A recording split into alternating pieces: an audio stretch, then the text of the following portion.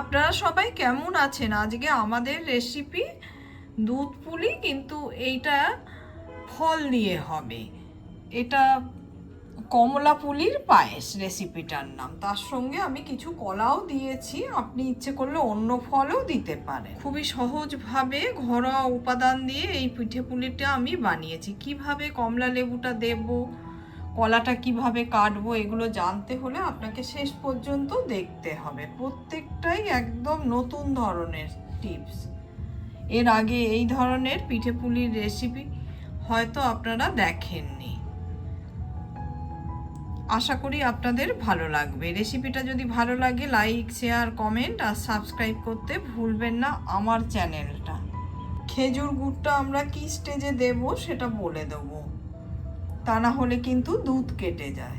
বিশেষ করে আমাদের কলকাতার এদিকের খেজুর গুড়টা কিন্তু এই রকমই। স্বাদ মতো নুন মিশিয়ে দিলাম। এদিকে জলটা আমাদের টকবক করে ফুটে উঠেছে। এবার আমি চালের গুঁড়ো এতে দিয়ে দেবো।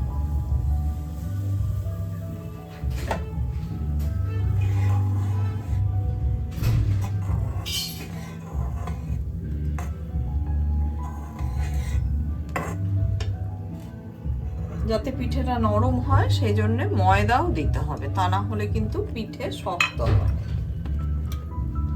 2 কাপ যদি চালের গুঁড়ো হয় তাহলে 1 কাপ ময়দা হবে।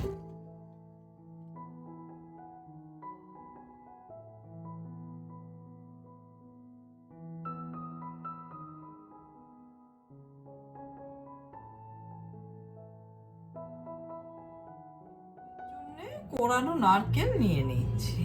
এদিকে ডোটা কিন্তু আমার পুরোপুরি রেডি হয়ে গেছে। এবার এ থেকে আমি ছোট ছোট করে সম মাপে লেচি কেটে নেব।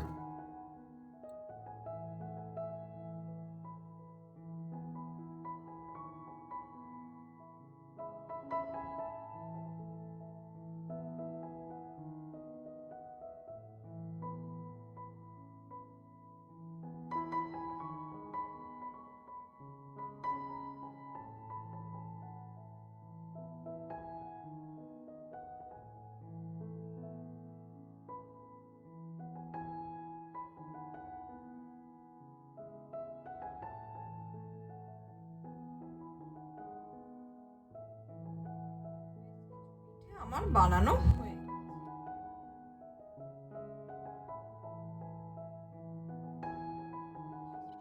গেছে। আমি ঢাকাটা খুলে দেখাচ্ছি, দেখুন পিঠেগুলো হয়ে গেছে, ভেসে উঠেছে। আমি আরো কিছু সময় রেখে দিচ্ছি।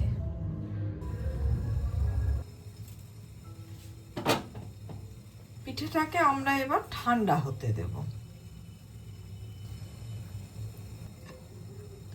এদিকে বাটিতে আমি একটা কমলা লেবু ছাড়িয়ে নিয়েছি। কমলা লেবুর যেন বীজ না থাকে সেই দিকে লক্ষ্য রাখবেন। এবার কলাটাকে বাটির সাহায্যে কেটে নিচ্ছি।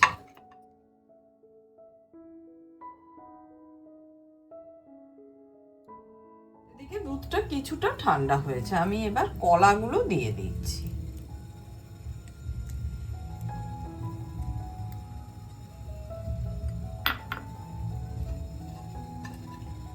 কমলা লেবুটা উপর থেকে সাজিয়ে দিচ্ছি।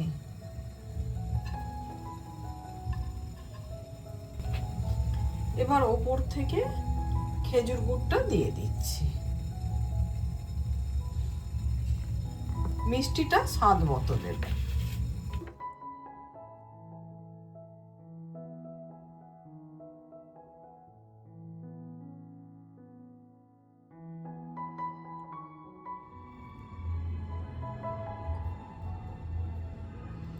ওপর থেকে কিছু গরম চাও দিয়ে দিচ্ছি।